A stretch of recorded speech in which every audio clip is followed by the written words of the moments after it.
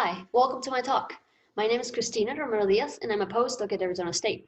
Today, I want to share with you the results of a collaborative study on differential gene expression in the brain of jarrow spiny lizards in response to social signals from different sensory modalities. As we know, social information can lead to altered patterns of gene expression in the brain that underlay and modulate behavioral responses.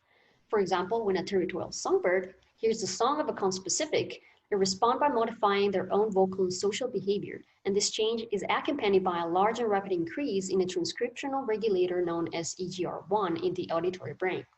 In a completely different species, in honeybees, the broad pheromone, which is a chemical signal produced by larvae, induce changes in the expression of thousands of genes in the worker bee brain that are responsible for the plastic transition between nursing behavior and foraging. Comparative studies suggest that some neuromolecular pathways in social behavior are conserved across taxa. Thus, in studying brain transcriptome profiles, we can explore these mechanisms, which remain poorly understood. This is particularly true for reptiles, which are a very diverse group of taxa, in which very few neurobehavioral studies have been conducted. Here we used a lizard from the genus Sceloporus as a model system. Sceloporus lizards are multimodal signalers. They use elements from both visual and chemical modalities for communication. Visual signals consist in ritualized head bob and push-up displays that combine motion with color elements, and chemical signals consist in femoral gland secretions exuded from pore openings in their inner thighs, which are deposited on the substrate and used as scent marks.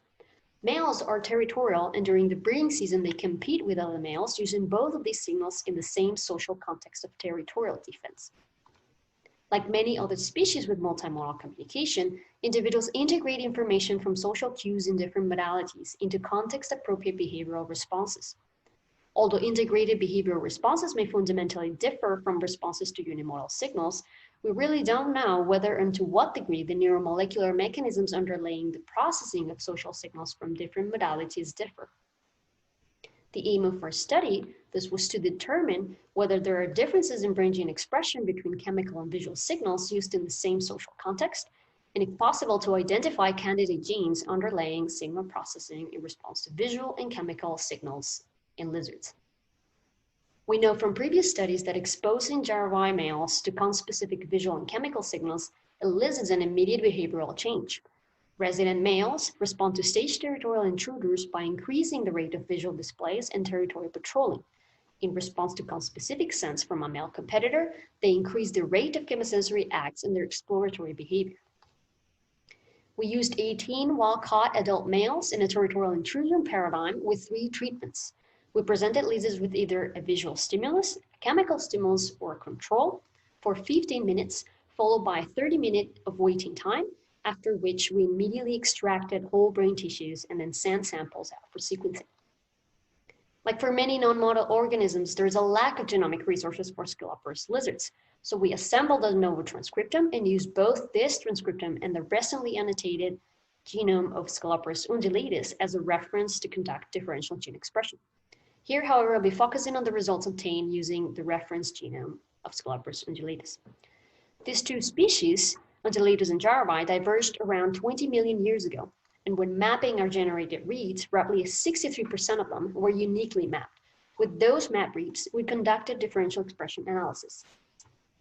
In DSIC2, we identified 126 differentially expressed genes across the 3 treatment pairwise comparisons, with the largest expression differences occurring between chemical and visual stimulus groups, suggesting that different modalities employ different neural mechanisms and pathways or different temporal dynamics.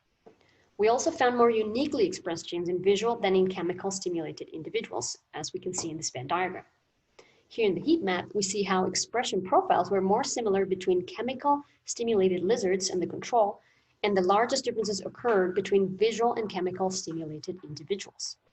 We also found high variation among biological replicates, largely driven by elevated expression in a number of genes in few individual samples, which can be explained by batch effect.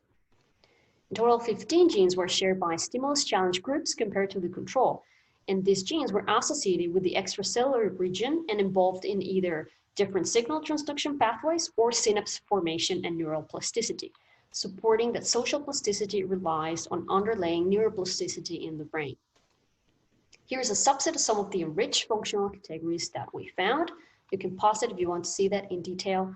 But the takeaway here is that in stimulus-challenged lizards, differentially expressed genes and enriched functional categories were involved in conserved processes associated with behavioral aggression and the response to territorial intrusion across vertebrates. And in chemical stimulated lizards, some exclusive processes that directly related to olfactory perception and olfactory transduction were behind differences between chemical and visual responses.